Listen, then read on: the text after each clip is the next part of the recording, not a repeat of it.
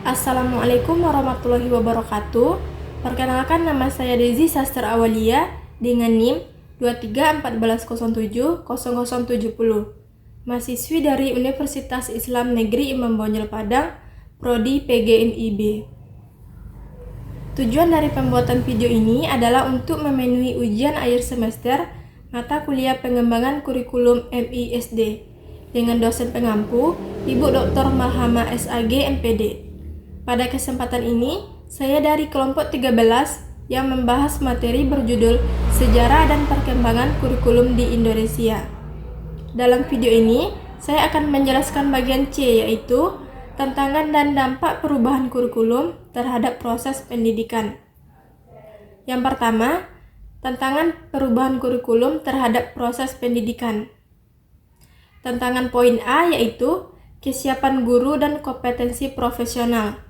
Permasalahan utama dalam aspek kesiapan guru dan kompetensi profesional yaitu yang pertama, banyak guru belum sepenuhnya memahami konsep, tujuan, dan filosofi kurikulum baru, sehingga mereka mengalami kesulitan dalam menerapkan metode pembelajaran yang inovatif dan berorientasi pada kompetensi.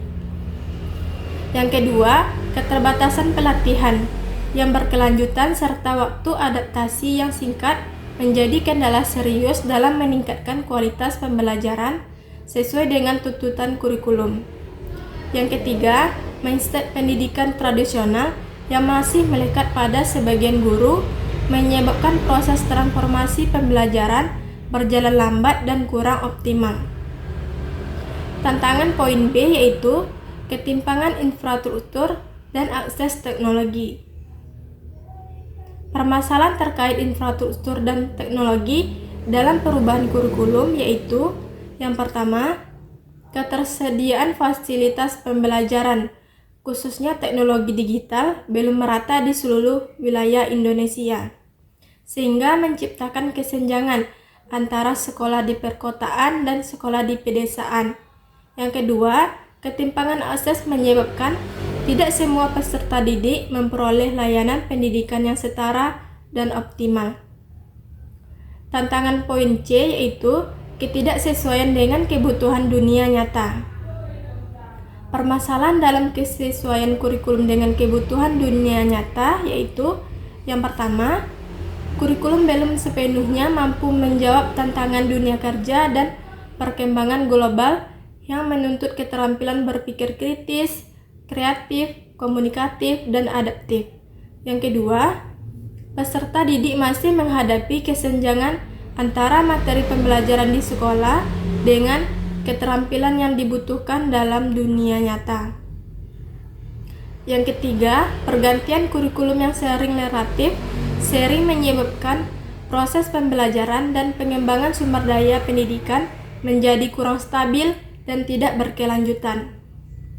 Tantangan poin D yaitu beban kerja dan stres pada guru dan siswa.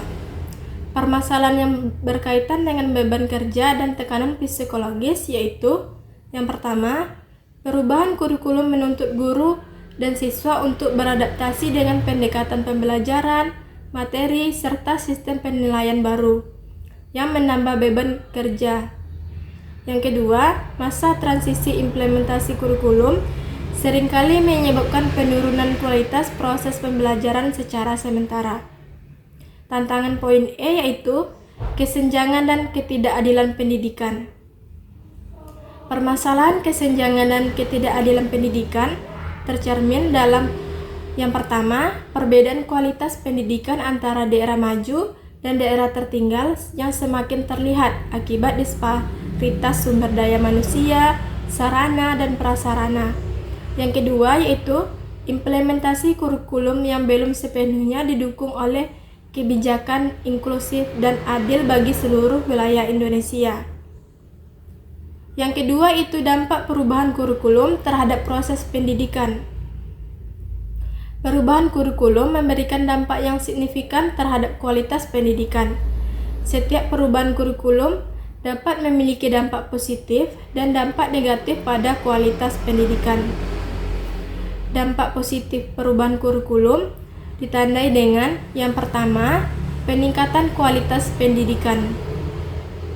Kurikulum baru dapat memberikan kesempatan untuk meningkatkan materi pengajaran dan metode penyampaian sehingga siswa belajar lebih efektif.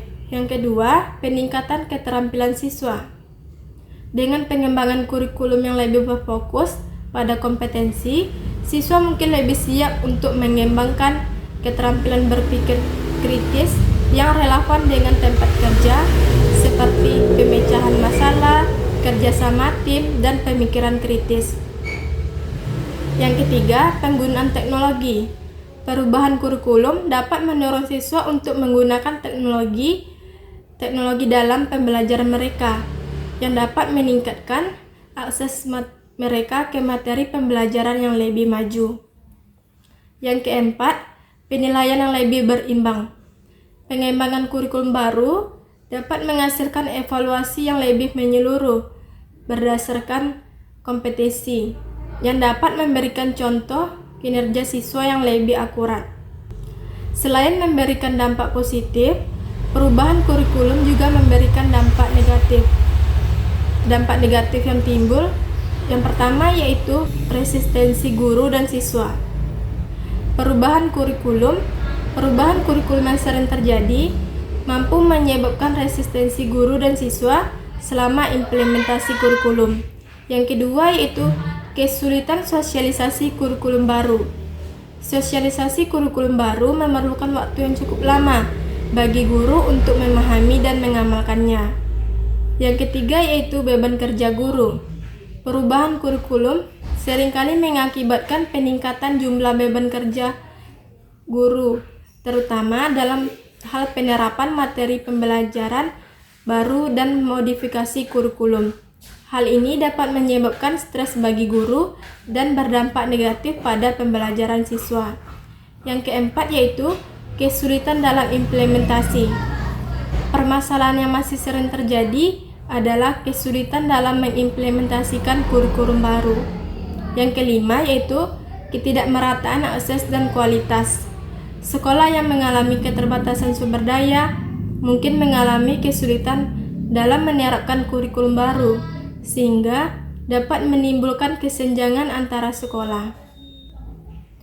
Dengan demikian, dapat disimpulkan bahwa kurikulum dapat menimbulkan sejumlah dampak negatif yang perlu diperhatikan, seperti resistensi guru dan siswa, kesulitan sosialisasi kurikulum, peningkatan beban kerja guru, kesulitan dalam implementasi, hingga ketidakmerataan akses dan kualitas.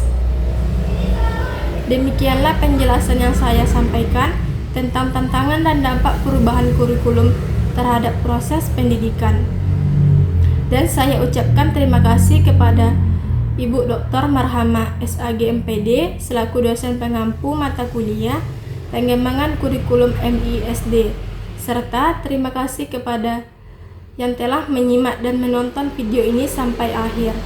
Kalau ada salah dan kata saya mohon maaf. Saya akhiri dengan wassalamualaikum warahmatullahi wabarakatuh.